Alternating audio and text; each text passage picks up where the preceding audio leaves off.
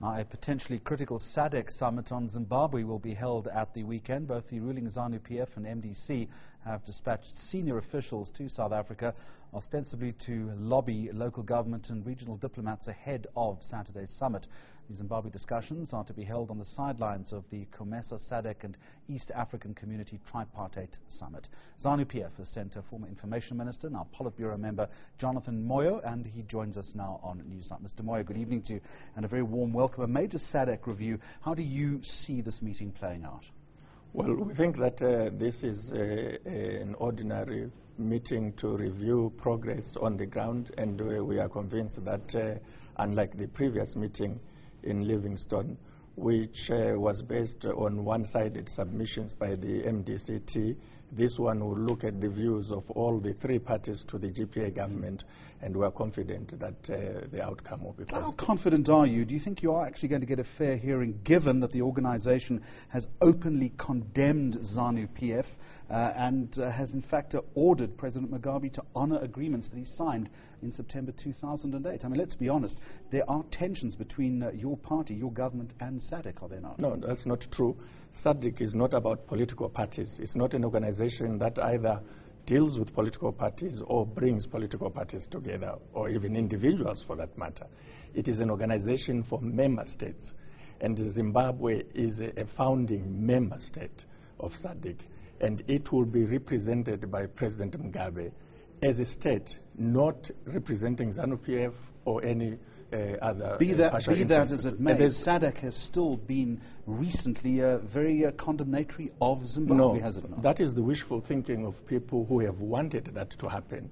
The communique of the Livingstone summit of the 31st March makes no reference to ZANU-PF. It makes reference to all the parties to the GPA. ZANU-PF as a party is very committed to the implementation of the GPA that was signed on the 15th of March 2008. But obviously, we do not agree with afterthoughts, with a range of issues that are not anywhere in the GPA.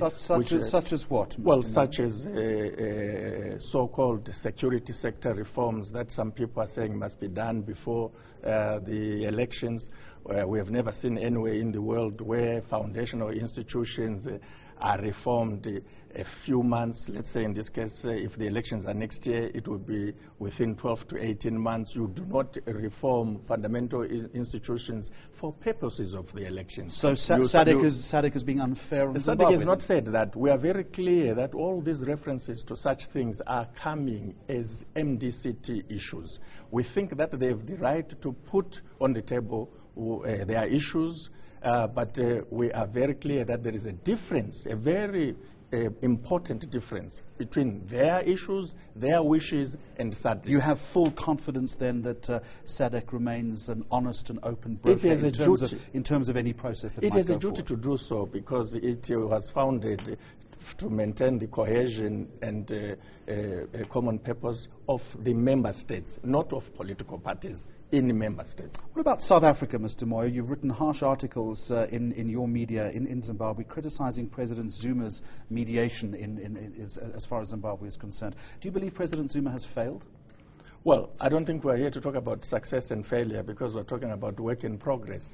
If there are going to be candid issues raised about the participating parties, surely in the spirit of democracy, there should be also a willingness to raise issues about those that are facilitated. Do you have confidence in President Zuma and the mediation role that he is playing? In spite of the fact, Mr. Moyo, that you have been critical of it. Well, but you know, criticism is to inform, is to build, not to reject. You also want the international advisor Lindiwe Sisulu, I understand, removed from the mediation team. No, we want her to be honest to the task of fair, balanced mediation. In what way is she being dishonest? Well, you know, one of the well-established practices in mediation is that you mediate inside, not outside. You do not engage in megaphone mediation because you will create problems with some of the parties. While she still sits on that mediation team, what damage is it doing to it, and can it move forward? Well, but are you prepared to still be part of a process that includes? We are. We cannot even face that question as if we are not part of the process. The summit this week on Saturday will be looking at these issues with us as part of the process.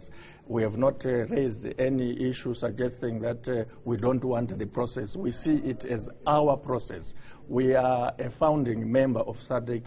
We believe in these processes, but we want them to be always African-driven, African-owned. And when we think there's something untoward happening, we raise issues, and we raise those issues not to spite anyone. How important is this meeting on Saturday, given that the general opinion around the world is that power sharing in your country has been a complete and utter disaster? That's news to me.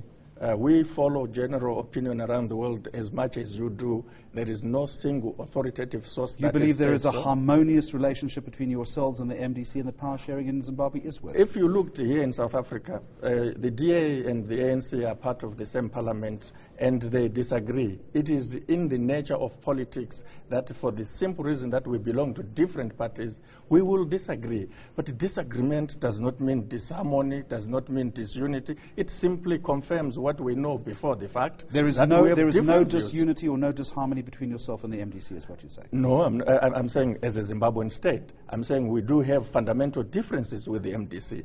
It is not new. Those differences were there right from the time when the British and the Americans founded the MDC. They will not disappear while that remains the case. When will an election take place in your country? They will take place as soon as the major task of the GPA government is completed, and it should be completed yesterday. That is the making of a new constitution. Will it happen this year? It should happen this year.